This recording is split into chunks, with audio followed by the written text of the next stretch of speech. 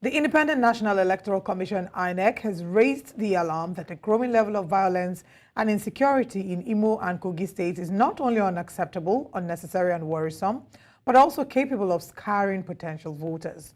The INEC National Commissioner and Member Information and Voter Education Committee, IVEC, Malam Mohammed Kudu Haruna, stated this during a workshop organized for media executives in Owerri by the Commission. The Commission said that the campaigns in Kogi State has been violent and this is most unfortunate, adding that all citizens must work towards ensuring free, fair and credible elections. We're joined this morning by the Acting Director, Voter Education and Publicity Department, INEC, Mary Nkem. Thank you so much for joining us this morning. Thank you. Good morning. Good morning. Now, I would like you to give us a picture of what exactly the situation is in Kogi State as regards security and why INEC is concerned and raising concerns about insecurity at this point. Thank you very much. The Commission has the constitutional responsibility to conduct elections. And when the environment becomes unsuitable for voters to come out to exercise their franchise, it creates a lot of concern for the Commission. But as we speak, the Commission is in collaboration with other stakeholders. They are deliberating, engaging in order to create an atmosphere that will be free enough and secured for the conduct of the elections in the 3 states from 11th of November 2023. Yeah, I mean, absolutely. I mean, it's still part of the Commission's mandate, but are there, because from the stories, it says that the Commission is a little worried about security challenges. Are there severe security challenges in these 2 states, Imo and Kogi? Because you remember the presidential elections held in these 2 states without necessarily any major security concerns. So is there anything that has happened since the presidential elections that maybe has exposed security challenges that INEC should be worried about?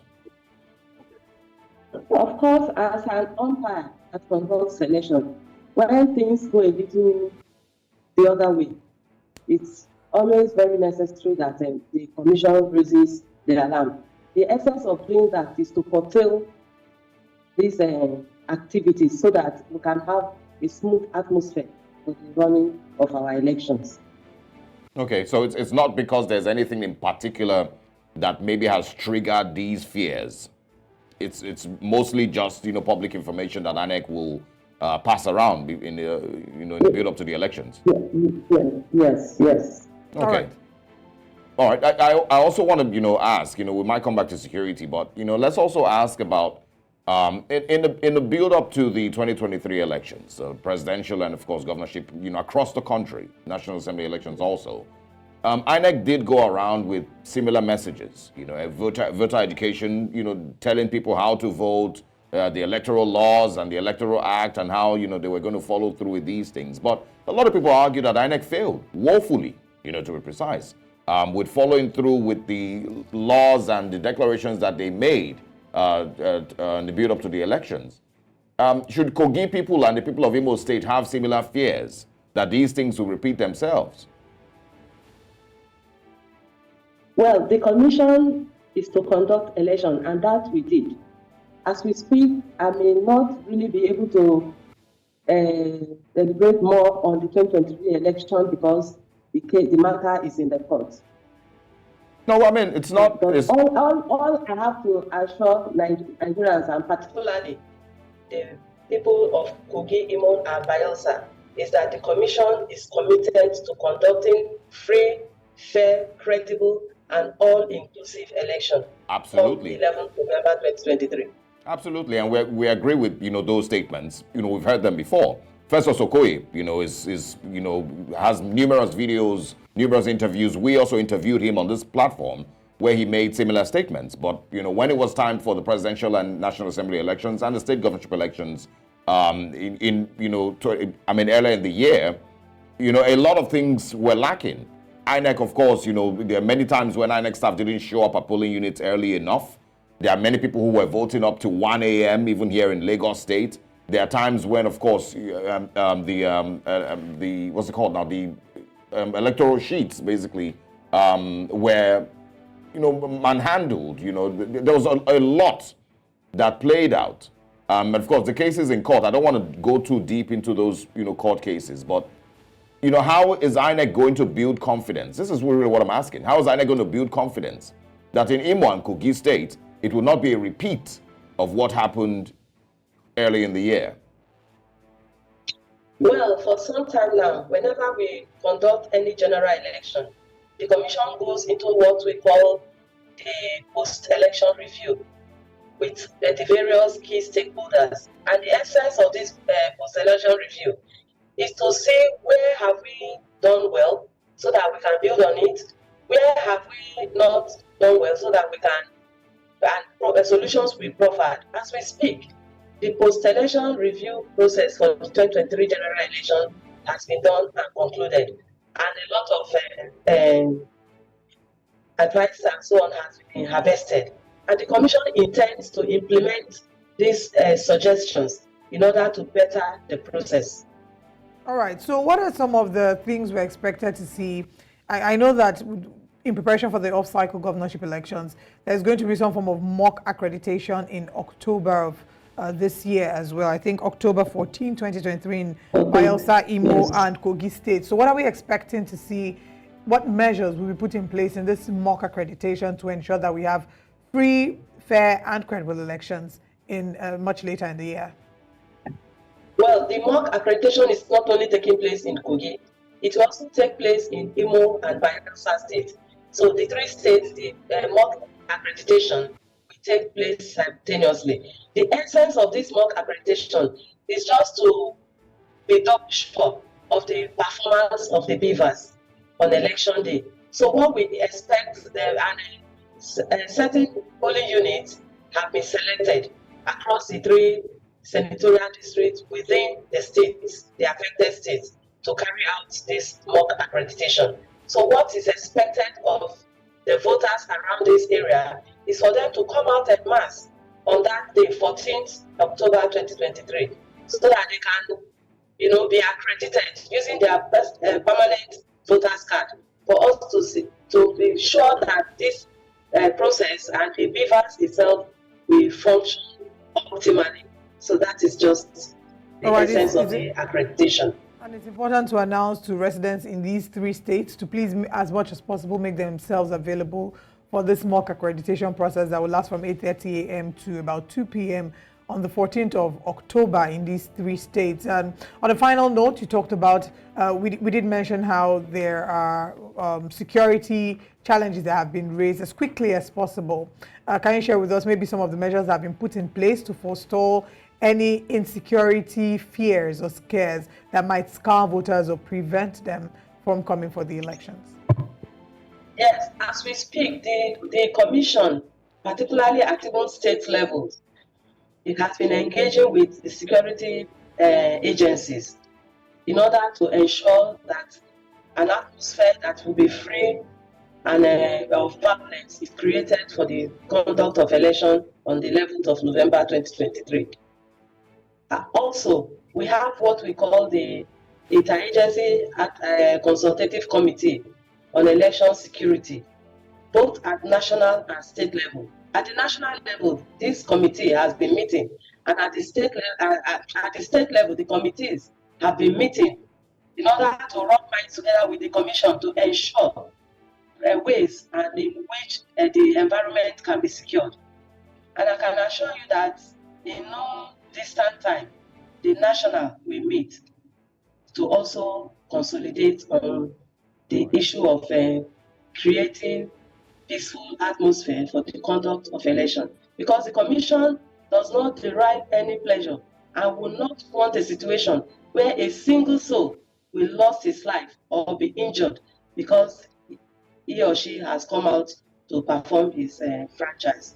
So we do all that we can to ensure that there is peace all around the polling unit. But we all know that Commission does not conduct election alone. Election is a process, and there are so many other stakeholders who participate in it. That's why the Commission deems it fit to collaborate with the security agencies to ensure that an atmosphere that is free, fair, and free of violence is created for people to come out on election day and vote All right. and return All right. back to their homes All right, safely. great. It's the responsibility of security agencies, and I'm sure everybody knows that. But I want you to go back to the post-election review that you spoke about.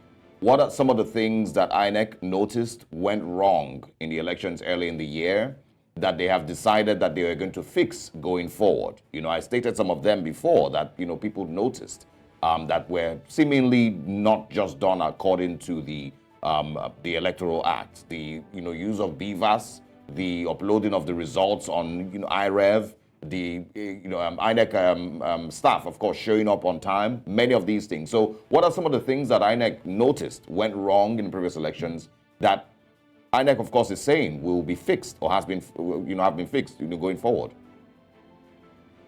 Let me just quickly give you one. For instance, the issue of logistics. We discovered that in some areas, the materials would not get to the polling unit as at when due. And that has also been considered. And a lot of preparation is ongoing, a lot of talks with the relevant organizations to provide logistics so that our staff can move early to the polling units on election day so that poll can indeed open at 8:30 on election day. All right. Okay, what about the other ones? On security, I've already stated No, not security. I'm talking about, the use of BVAS. I'm talking about uploading the results on the IREV. In the past elections, BVAS will be used. Yes. BVAS will be used to accredit voters, and the same BVAS will be used to upload the scanned polling unit results to the IREV. All right. And this of course was done. It's just that probably we had a lot of some issues with certain results that could not be uploaded real time. All right. I'd also like to find out, as much as you shared with us some of the brilliant plans that INEC has in motion in preparation for the elections, let's also talk about the mock accreditation. How much information do we have out there? Would you say that it's been widely publicized, the fact that this is the mock accreditation and not the real thing? Also, will the security operatives that will be employed on the actual day of the election will they be available on the day of the mock accreditation as well? Yes, the date for the mock accreditation was made public on Monday, the 25th of September 2023. And as we speak, the relevant states, have been making a lot of publicity of the issue, particularly giving out the selected polling units where this mock accreditation will take place. And definitely the security agencies will be on ground to secure the process, secure the voters as well as the materials. All right. Acting Director of Voter Education and Publicity Department of INEC, Mary Nkem, thank you so much for joining us this morning. Thank you very much. All right.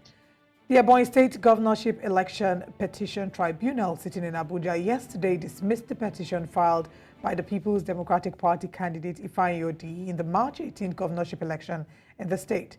In a unanimous judgment, the three-man panel headed by Justice Lekan Ogunmoye held that the petitioner failed to prove that Nwifuru was still a member of the PDP when he ran for governorship in the March 18th governorship poll and therefore dismissed the petition for lacking merit.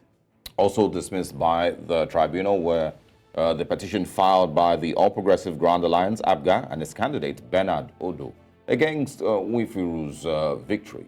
The tribunal held that the petitioners failed to prove that Nwifuru was at the time of the election not qualified to contest the governorship election. It added also that there is substantial material evidence which shows that Governor Nwifuru duly resigned his membership of the PDP, adding that the petitioners failed to approach the proper court to entertain the issue of membership of a political party, which is pretty interesting, because it's the same PDP that is arguing, and of course I went to the tribunal to argue that he was still a member of I think he defected from the PDP to the APC, so they, attempted to use that as, one of the reasons for, his, illegibility, to contest the elections. But, the court is saying that they should have challenged that, because I think they did, approach the court before the elections, and it was turned down, but they didn't appeal, so the tribunal is then saying that you should have gone, ahead to appeal that instead of bringing it to the, election tribunal. These are pre-election matters. These are issues, with regards the elections that, really don't concern the election petitions tribunal. There's also the part where they spoke about the INEC failure to adhere to the Electoral Act.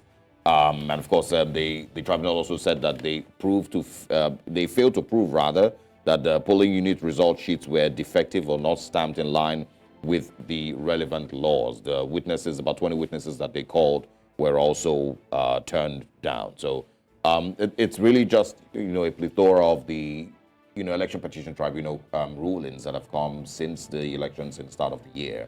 And it's one of the reasons behind the, what's it called now, the conversation we had, a few minutes ago, which is clarifying exactly what INEC would give itself, as a standard for conducting elections, so that we don't continue to have these election tribunals happen in every single state of the country, because nobody seems satisfied with the way that the elections were carried out.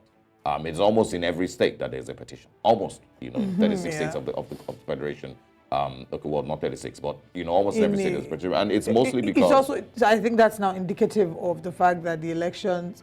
Well, it's not like it's not expected. Many of the elections before now, the aggrieved party or the losing, quote unquote, losing party would always appeal. They would always say, "Oh, we won the elections," but this was gravely contested because Nigerians could glaringly see the fact that there were so many irregularities that marred the elections. Very true. From violence to the use of beavers and the results not being transmitted in real time, even though they had promised that the results were going to be transmitted in real time. So it's just a lot of issues that have happened. I'm hoping that that sort of prepares, which is why it was very important that we asked Mary Nkem what moves INEC is making, because they've had enough time, enough practice time to see what happened during the governorship election, during the presidential elections, and the challenges that it's birthed to ensure that this is not repeated at the governorship, the off-cycle governorship elections that are coming up shortly. You're even giving them, a lot of grace. I wouldn't give INEC that much grace because they've had enough time since 2019, not just, since February or March. Yes. They've had enough time since 2019. They've had enough time since 2015.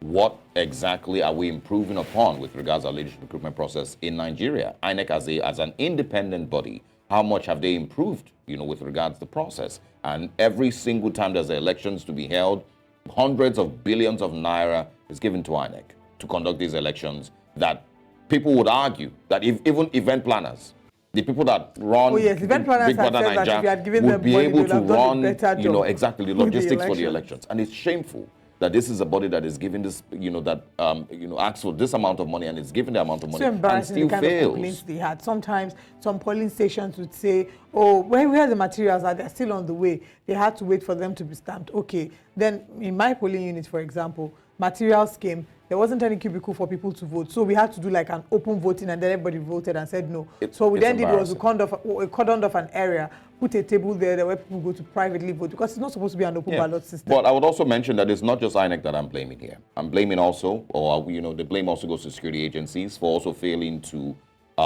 protect, Nigeria's electoral process, and also the fact that over time, I think that over time, people have learned, politicians have learned that with technicalities, you can win election. And that's one of the reasons that they will always go to court. Yes. And that's why there's particular states in Nigeria that their candidate had 60,000 votes. The winning candidate had 700,000. The second person had 300,000. Their own candidate had 60,000 votes. But they are going to court to try and get the courts to give them, to award them victory. By any chance, would this be Lagos State? Sounds like Lagos State. To award them victory, because we have seen over time that, for example, even in Imo State, what that we just spoke about now, the technicalities that were used to grant Hope Uzodinma victory were very, very shocking to the average Nigerian. Even Hope Uzodinma, I'm sure, was shocked that he was able to get that victory. And so these are some of the reasons you continue to see these court cases and see this drama playing out. I'm sure we would have another conversation much later about the role that security agencies play, because even on the day of the elections, they're not armed. So how much can they really do?